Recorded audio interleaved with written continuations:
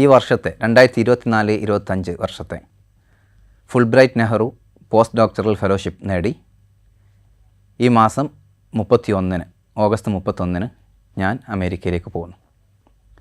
വളരെ സന്തോഷം നിറഞ്ഞ നിമിഷങ്ങളാണിത്. കാരണം ഇന്ത്യയിൽ തന്നെ ഏറ്റവും ലീഡിംഗ് ആയിട്ടുള്ള ഏറ്റവും കോമ്പറ്റീഷൻ കൂടിയ ഒരു ഫെലോഷിപ്പാണ് ഫുൾബ്രൈറ്റ് നെഹ്റു ഫെലോഷിപ്പ്.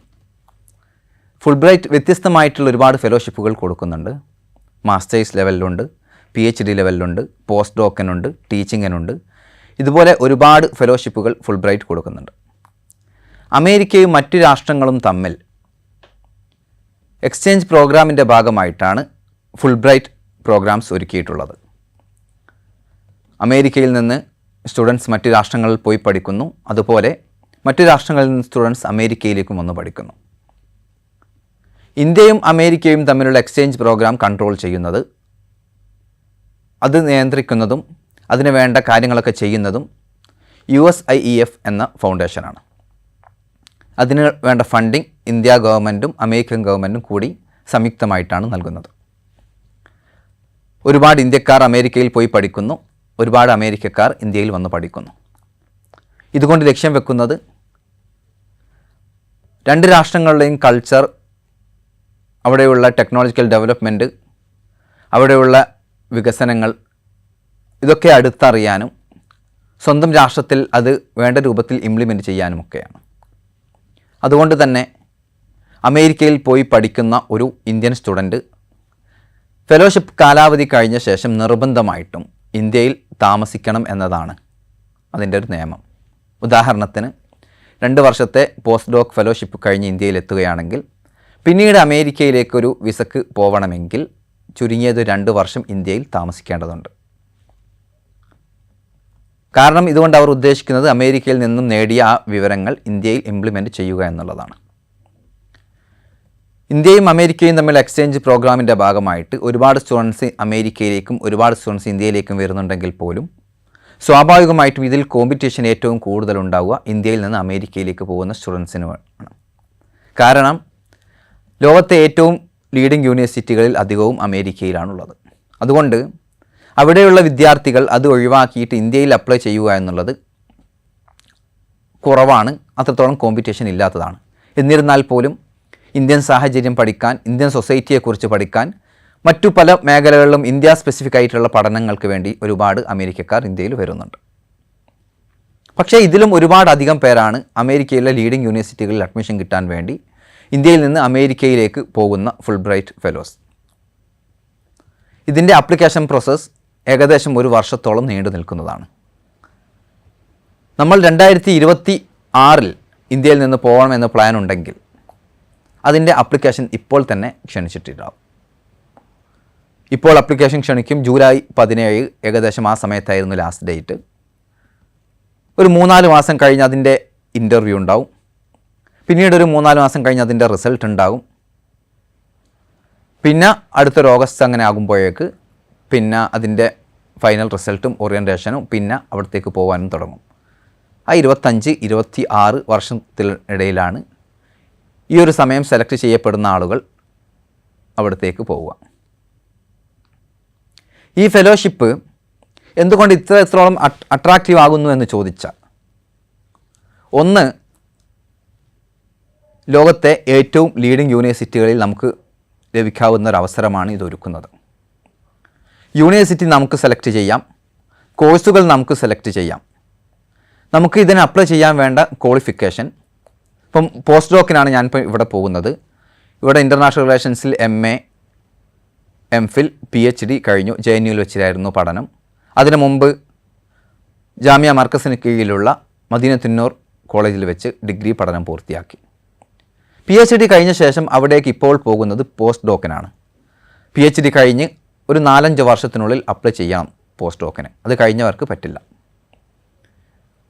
അതിന് നമ്മൾ ഏതെങ്കിലും ഒരു യൂണിവേഴ്സിറ്റിയിൽ നിന്ന് അവിടെ നമുക്ക് അഡ്മിഷൻ ഓഫർ ലെറ്റർ ലഭ്യമാകണം. അവിടെ ഏതെങ്കിലും സൂപ്പർവൈസറെ നമ്മൾ കോൺടാക്ട് ചെയ്ത് അവർ നമുക്ക് അഡ്മിഷൻ തരാൻ റെഡി ആവണം. അത് ഫെലോഷിപ്പ് കിട്ടുന്നതിനേക്കാൾ കുറച്ചുകൂടി ഈസി ആയിട്ടുള്ള പ്രൊസീജിയറാണ് ഈ ഓഫർ ലെറ്റർ ലഭ്യമാവുക എന്നുള്ളത്. അതിന് അമേരിക്കയിലെ വ്യത്യസ്തമായിട്ടുള്ള യൂണിവേഴ്സിറ്റികളിൽ നമുക്ക് ഏതാണോ വിഷയം ചെയ്യാൻ താല്പര്യമുള്ളത് ഈ വിഷയത്തിലുള്ള എക്സ്പേർട്ടുകളെ കണ്ടെത്തി അവരെ കോൺടാക്ട് ചെയ്ത് അവരുടെ ഒരു ലെറ്റർ വാങ്ങുകയാണ് വേണ്ടത്. ഇതിന് പുറമെ നമ്മൾ ആപ്ലിക്കേഷൻ സമയത്ത് നല്ലൊരു പ്രൊപ്പോസൽ കൊടുക്കണം. നമ്മൾ എന്താണ് ചെയ്യാൻ പോകുന്നത് എന്നത്. ആ റിസർച്ച് പ്രൊപ്പോസലിൽ എന്താണ് നമ്മൾ ചെയ്യാൻ പോകുന്ന ടോപ്പിക്ക്, അത് എന്തുകൊണ്ട് അമേരിക്ക സെലക്ട് ചെയ്യുന്നു, അത് ചെയ്ത് കഴിഞ്ഞിട്ട് അമേരിക്കക്കും ഇന്ത്യക്കും എന്ത് കാര്യമാണുള്ളത്, ഈ രൂപത്തിൽ വ്യത്യസ്തമായിട്ടുള്ള ഇൻഫോർമേഷൻ അതിൽ ഉൾപ്പെടുത്തേണ്ടതുണ്ട്. അതാണ് പോസ്റ്റ് ഡോക്കിനുള്ള ആപ്ലിക്കേഷൻ്റെ പ്രൊസീജിയർ. നമ്മുടെ പ്രൊപ്പോസൽ അനുസരിച്ച് അവർ ഷോർട്ട് ലിസ്റ്റ് ചെയ്യും. പിന്നീട് ഇൻ്റർവ്യൂ ഉണ്ടാവും. ഇൻ്റർവ്യൂ ഏകദേശം ഒരു 20 to 30 മിനിറ്റ്സ് നീണ്ടു നിൽക്കുന്നതായിരിക്കും. അതിനുശേഷം സെലക്ഷൻ കഴിഞ്ഞാൽ വളരെ നല്ല രൂപത്തിലുള്ള സ്വീകരണമാണ് നമുക്ക് അതിലൂടെ ലഭ്യമാവുക. ഇപ്പോൾ ഉദാഹരണത്തിന് ചെന്നൈ വെച്ചായിരുന്നു നമ്മുടെ ഇന്ത്യയിൽ 4 സ്ഥലങ്ങളിലാണ് വിസ ഇഷ്യൂ ചെയ്യുന്നത്. ചെന്നൈ, മുംബൈ, ഡൽഹി, കൊൽക്കത്ത. ചെന്നൈ വെച്ചായിരുന്നു നമ്മൾ കേരളക്കാരൊക്കെ പോവേണ്ടത്. അവിടെ വിസയ്ക്ക് വേണ്ടിയിട്ട് ഒരു വലിയ ക്യൂ ഉണ്ടാകുന്ന സമയത്ത് പോലും, വിസ ഇൻ്റർവ്യൂവിന് വേണ്ടി വലിയ ക്യൂ ഉള്ള സമയത്ത് പോലും നമുക്ക് മറ്റൊരു ഗേറ്റ് വഴി എൻട്രി നൽകി ഈ ക്യൂ നിൽക്കാതെ ഡയറക്റ്റായിട്ട് ഇൻ്റർവ്യൂ അറ്റൻഡ് ചെയ്യാൻ പറ്റും. ഒന്ന്. മറ്റൊന്ന്, നമുക്ക് മറ്റുള്ളവരോട് ഒരുപാട് ചോദ്യങ്ങൾ ചോദിക്കുമ്പോൾ കാര്യമായിട്ട് ചോദ്യങ്ങളൊന്നും നമ്മൾ നേരിടേണ്ടി വരില്ല. എന്തിനു പോകുന്നു, അല്ലെ എപ്പോൾ പോകുന്നു എന്ന് മാത്രമേ ചോദ്യം ഉണ്ടാവും. അത് കഴിഞ്ഞ് അവർ നമുക്ക് വിസ ഇഷ്യൂ ചെയ്തു തരും. അതായത് ഫുൾ ബ്രൈറ്റ് എന്ന് ടാഗ് ഉണ്ടാകുന്ന സമയത്ത് അമേരിക്കൻ അതോറിറ്റി പോലും, അല്ലെങ്കിൽ വിസ ഇഷ്യൂ ചെയ്യുന്ന അതോറിറ്റി പോലും വളരെ റെസ്പെക്റ്റോട് കൂടിയിട്ടാണ് നമ്മളെ കാണുക എന്നുള്ള ചുരുക്കം. ഇതിപ്പം പോസ്റ്റ് ഡോക്കിൻ്റെ പറഞ്ഞു. PhD ഫുൾ ബ്രൈറ്റിന് കൊടുക്കണമെങ്കിൽ ഇന്ത്യയിൽ ഏതെങ്കിലും യൂണിവേഴ്സിറ്റിയിൽ അഡ്മിഷൻ ലഭിച്ച ആളായിരിക്കണം. ഇന്ത്യയിൽ അഡ്മിഷൻ ലഭ്യമാവുക, എന്നിട്ട് അവിടെ യൂണിവേഴ്സിറ്റി അഡ്മിഷൻ കൺഫേം ആയ ശേഷം 1 വർഷത്തോളം അമേരിക്കയിൽ പോയി റിസർച്ച് ചെയ്യാൻ വേണ്ടിയിട്ടുള്ള അവസരമാണ് PhD ഫെലോഷിപ്പ് ഒരുക്കുന്നത്. അമേരിക്കയിൽ താമസിച്ച് അവിടെ ഏതെങ്കിലും യൂണിവേഴ്സിറ്റിയിൽ ഇതിന് റിലേറ്റഡ് ആയിട്ടുള്ള ഏതെങ്കിലും ടോപ്പിക്കിൽ നമ്മൾ പഠനം നടത്തുന്നു. എന്നിട്ട് അത് കഴിഞ്ഞ് തിരിച്ചു വന്ന് വീണ്ടും നമ്മുടെ ആദ്യത്തെ യൂണിവേഴ്സിറ്റിയിൽ തന്നെ, ഇന്ത്യയിലുള്ള യൂണിവേഴ്സിറ്റിയിൽ തന്നെ ജോയിൻ ചെയ്ത് ഒരു 6 മാസമെങ്കിലും ഇവിടെ കാലാവധി വേണം. അതായത് ഇവിടെ 5 വർഷം ടോട്ടൽ PhD കോഴ്സുള്ളവർക്ക് ഒരിക്കലും 4 വർഷം കഴിഞ്ഞ ശേഷം ഇതിന് അപ്ലൈ ചെയ്യാൻ പറ്റില്ല. 2ാം വർഷമോ അല്ലെങ്കിൽ 3ാം വർഷത്തിൻ്റെ തുടക്കത്തിലോ അപ്ലൈ ചെയ്യണം. എന്നിട്ട് 2nd or 3rd ഇയറിൽ നമ്മൾ അപ്ലൈ ചെയ്യുന്നു. എന്നിട്ട് അമേരിക്കയിൽ പോയി 1 വർഷം റിസർച്ച് ചെയ്യുന്നു. എന്നിട്ട് തിരിച്ചു വന്നു ഇന്ത്യയിൽ PhD സബ്മിറ്റ് ചെയ്യുന്നു. അതാണ് PhDക്കാർക്കുള്ള പ്രൊസീജിയർ. MA ആണെങ്കിൽ പോലും അവിടെ ഏതെങ്കിലും യൂണിവേഴ്സിറ്റിയിൽ MA അഡ്മിഷൻ നമ്മൾ നേടിയിരിക്കണം. അവിടെ MA അഡ്മിഷൻ കിട്ടണമെങ്കിൽ 4 ഇയർ കോഴ്സ് ആണ് അവിടുത്തെ ഡിഗ്രി കോഴ്സ്. അതുകൊണ്ട് ഇന്ത്യയിൽ 3 ഇയർ ഡിഗ്രി കഴിഞ്ഞവർ ക്വാളിഫൈഡ് ആവില്ല. അപ്പോൾ ഇന്ത്യയിലെ 3 ഇയർ പ്ലസ് 2 ഇയർ PG കഴിഞ്ഞവർക്കാണ് ഏറ്റവും സൗകര്യപ്രദത്തിൽ അമേരിക്കയിൽ പോയി PGക്ക് അപ്ലൈ ചെയ്യാൻ പറ്റുക. അമേരിക്കയിൽ ഏതെങ്കിലും യൂണിവേഴ്സിറ്റിയിൽ PG അപ്ലൈ ചെയ്യുന്നു. എന്നിട്ട് ബാക്കിയുള്ളതൊക്കെ ഇതുപോലെയുള്ള പ്രൊസീജിയേഴ്സ്. ഇതാണ് ഫുൾ ബ്രൈറ്റിൻ്റെ ആപ്ലിക്കേഷൻ രൂപവും അത് കൊണ്ടുണ്ടാകുന്ന നമുക്ക് നേട്ടങ്ങളും. പക്ഷേ ഇതൊരിക്കലും നമുക്ക് അപ്രാപ്യമായിട്ടുള്ള ഒന്നല്ല. വളരെ ഈസി ആയിട്ട് ലഭിക്കാവുന്നതാണ്. പക്ഷേ അതിന് കഠിനമായിട്ടുള്ള പരിശ്രമം തന്നെ വേണ്ടി വരുമെന്നത് ചുരുക്കം. കാരണം നമ്മൾ പലപ്പോഴും ചെയ്യുന്നത് ഏതെങ്കിലും ഒരു ഫെലോഷിപ്പ് അല്ലെങ്കിൽ ഏതെങ്കിലും ഒരു അഡ്മിഷൻ അത് നമുക്ക് ലഭ്യമാവില്ല എന്ന് കരുതി അതിൽ നിന്ന് മാറി നിൽക്കുകയാണ്. ഇപ്പോൾ ഒരുപാട് യൂണിവേഴ്സിറ്റികളിൽ, ഇപ്പോൾ ഇന്ത്യയിൽ തന്നെ ലീഡിംഗ് യൂണിവേഴ്സിറ്റികളിൽ, സെൻട്രൽ യൂണിവേഴ്സിറ്റികളിലും മറ്റുമൊക്കെ എൻട്രൻസ് പോലും എഴുതാത്ത ആളുകളുണ്ട്. കാരണം കിട്ടില്ല എന്നുള്ളൊരു പേടി. ഇപ്പോൾ എനിക്ക് ഡിഗ്രിക്ക് ആകെ 55% മാത്രമേ മാർക്കുണ്ടായിരുന്നുള്ളൂ. എന്നിരുന്നാൽ പോലും Aligarh, JNU, Jamia, south Asian university, Delhi university ഇങ്ങനെ ഉൾപ്പെടെ എല്ലാ സെൻട്രൽ യൂണിവേഴ്സിറ്റികളിലും എൻട്രൻസ് എഴുതിയിരുന്നു. അതിൽ പലതും അഡ്മിഷൻ ലഭിക്കുകയും ചെയ്തിരുന്നു. അപ്പം നമുക്ക് മാർക്ക് കുറവാണ് എന്ന് കരുതി, അല്ലെങ്കിൽ നമ്മുടെ പാസ്റ്റിൽ നമുക്ക് മാർക്ക് കുറവായിരുന്നു എന്ന് കരുതി ഏതെങ്കിലും അപ്ലൈ ചെയ്യുന്നത് നമ്മൾ ഒഴിവാക്കുകയോ മറ്റോ ചെയ്യരുത്. നമ്മൾ അപ്ലൈ ചെയ്യുക, അതിനുവേണ്ടി പരിശ്രമിക്കുക. JNUവിൽ PG ചെയ്ത് അതിനുശേഷം MPhilനും PhDക്കും ഒക്കെ തന്നെ പുറത്ത് നോക്കാൻ പലപ്പോഴും പരിശ്രമിച്ചിരുന്നു. പലതും കിട്ടിയിട്ടില്ല. അപ്പം നമുക്ക് കിട്ടില്ല എന്ന്, ഒരിക്കൽ കിട്ടിയിട്ടില്ല എന്നത് വീണ്ടും അപ്ലൈ ചെയ്യാതിരിക്കാനുള്ള കാരണവുമല്ല. 2023ലും, അതായത് കഴിഞ്ഞ വർഷവും ഞാൻ ഇതേ ഫുൾ ബ്രൈറ്റ് ഫെലോഷിപ്പിന് കൊടുത്തിരുന്നു. പക്ഷെ അന്ന് കിട്ടിയില്ല. ഇപ്രാവശ്യം വീണ്ടും കൊടുത്തു.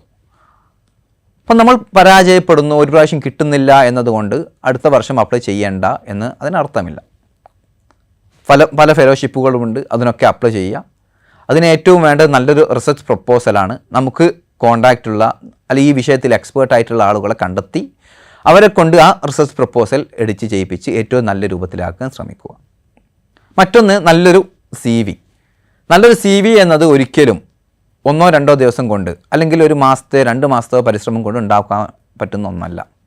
ഒരുപാട് പബ്ലിക്കേഷൻസ് വേണ്ടി വരും, പിന്നെ ഒരുപാട് പ്രസൻറ്റേഷൻസ് വേണ്ടി വരും. നമ്മുടെ അക്കാഡമിക് ബാക്ക്ഗ്രൗണ്ട് വളരെ നല്ലതാക്കാനുള്ള ശ്രമം നടത്തണം. അതിന് നല്ല രൂപത്തിലുള്ള CV നമ്മൾ പ്രിപ്പയർ ചെയ്യണം. ഒരുപാട് അക്കാഡമിക് ലോകത്ത് പിടിച്ചു നിൽക്കാൻ ഏറ്റവും കൂടുതൽ ആവശ്യമുള്ളത് എഴുതുക എന്നുള്ളത് തന്നെയാണ്. ഒരുപാട് ആർട്ടിക്കിളുകൾ എഴുതുക. ഇംഗ്ലീഷിൽ വ്യത്യസ്തമായിട്ടുള്ള ജേണലുകളുണ്ട്, സ്കോപ്പസ് ഇൻഡെക്സറായിട്ടുള്ളതുണ്ട്, ഇന്ത്യയിൽ UGC കെയർ എന്ന് പറഞ്ഞുകൊണ്ട് ലിസ്റ്റ് ചെയ്യപ്പെട്ടതുണ്ട്. പരമാവധി ലോകത്തെ ഏറ്റവും ലീഡിംഗ് ജേണലുകളിൽ പബ്ലിക്കേഷൻ ലഭ്യമാക്കുക എന്നുള്ളതാണ് നമ്മൾ ശ്രമിക്കേണ്ട മറ്റൊരു കാര്യം. അങ്ങനെ ഈ വിഷയവുമായിട്ട് എൻഗേജ് ചെയ്തുകൊണ്ട് ഈ വിഷയവുമായിട്ട് ബന്ധപ്പെട്ട ആളുകൾ നമ്മെ വായിക്കുന്ന അവസ്ഥയിലേക്ക് നമ്മൾ എത്തണം. ഇതാണ് നമുക്ക് CV ഇംപ്രൂവ് ചെയ്യാനുള്ള ഏറ്റവും പ്രധാനപ്പെട്ട മാർഗ്ഗം. പിന്നെ ഇതിലെല്ലാത്തിലും ഉപരി ഏറ്റവും വളരെ ഇമ്പോർട്ടൻ്റ് ആയിട്ടുള്ള ഒന്നാണ് ഈ മേഖലയിലുള്ള ആളുകളുമായിട്ടുള്ള നെറ്റ്വർക്ക് ക്രിയേറ്റ് ചെയ്യുക എന്നുള്ളത്. നമുക്ക് അപ്ലൈ ചെയ്യുന്നതിന് മുമ്പ് ഏതെങ്കിലും യൂണിവേഴ്സിറ്റി ഫാക്കൽറ്റികളുടെ ഇൻവിറ്റേഷൻ ലെറ്റർ വേണം. അപ്പം അവരുടെ എഴുതിയ പുസ്തകങ്ങൾ, അവരുടെ ആർട്ടിക്കിളൊക്കെ പരമാവധി നമ്മൾ വായിച്ചാൽ അവരുടെ മേഖല നമുക്ക് കണ്ടെത്താൻ പറ്റും. അല്ലാതെ ജസ്റ്റ് ഒരു ബന്ധത്തിൻ്റെ പേരിൽ മാത്രം ഒരു പക്ഷേ അവർ നമുക്ക് ഓഫർ തരില്ല. അപ്പം അവരുടെ ആ എക്സ്പേർട്ടൈസ് ഏതാണ് അവരുടെ മേഖല, അതിൽ നമ്മളും പ്രാപ്തരാണെന്ന് അവർക്ക് ബോധ്യമാവണം. അതിനുള്ള സ്കില്ലുകൾ നമുക്ക് വേണം. അതാണ് നമ്മൾ ചെയ്യേണ്ടത്. ഫുൾബ്രൈറ്റിൻ്റെ ഏറ്റവും പ്രധാനപ്പെട്ട ഒരു അട്രാക്ഷനാണ് അത് നമുക്ക് നൽകുന്ന ഫിനാൻഷ്യൽ ഇൻസെൻറ്റീവ്സ്. നമുക്ക് നേരത്തെ ഞാൻ പറഞ്ഞു, പിന്നെ വിസ ഇൻ്റർവ്യൂ സമയത്ത് ഉൾപ്പെടെ ഒരു നല്ല റെപ്യൂട്ടേഷൻ നമുക്ക് ലഭിക്കുമോ. ഫുൾബ്രൈറ്റ് എന്ന ടാഗ് നമ്മുടെ കരിയറിൽ അവസാനം വരെ നമുക്ക് ഉപയോഗപ്പെടുത്താൻ പറ്റും. നല്ല റെപ്യൂട്ടേഷൻ അതിൽ ലഭ്യമാവും. അതിന് പുറമെ US ജീവിക്കുന്നത് കൊണ്ട്, ഇപ്പോൾ ഇന്ത്യയിൽ മാത്രമല്ല പല രാഷ്ട്രങ്ങളിലും അക്കാഡമിക് ലാംഗ്വേജ് ഇംഗ്ലീഷ് ആണല്ലോ. ഈ ലാംഗ്വേജിൽ വളരെ ഒരു പ്രൊഫഷ്യൻസി നമുക്ക് ലഭ്യമാവും എന്നതാണ് മറ്റൊരു അഡ്വാൻറ്റേജ്. അത് നമ്മൾ പരമാവധി ഉപയോഗപ്പെടുത്തണം. ഇതിലെല്ലാം പുറമെ സാമ്പത്തികമായിട്ട് നമുക്ക് അവിടെ താമസിക്കാനുള്ള ചിലവ്, നമുക്ക് ഇവിടുന്ന് US 1 വേ ഫ്ലൈറ്റ് ടിക്കറ്റ് തന്നെ 1 lakhന് അബോവ് വരും. അങ്ങനെ 2 സ്ഥലത്ത് അങ്ങോട്ടും ഇങ്ങോട്ടുമുള്ള ഫ്ലൈറ്റ് ടിക്കറ്റുകൾ, പിന്നെ അതിന് എക്സ്ട്രാ ലഗേജ് ഉണ്ടെങ്കിൽ അതിനുള്ള അലവൻസുകൾ, അവിടെ താമസിക്കാനുള്ള അലവൻസുകൾ, പിന്നെ പ്രൊഫഷണൽ അലവൻസ് എന്ന രൂപത്തിൽ വേറെ, അങ്ങനെ വ്യത്യസ്തമായിട്ടുള്ള ഒരുപാട് അലവൻസുകൾ ഇവർ നൽകുന്നു എന്നുള്ളതാണ് സാമ്പത്തികമായിട്ട് വലിയൊരു മെച്ചം.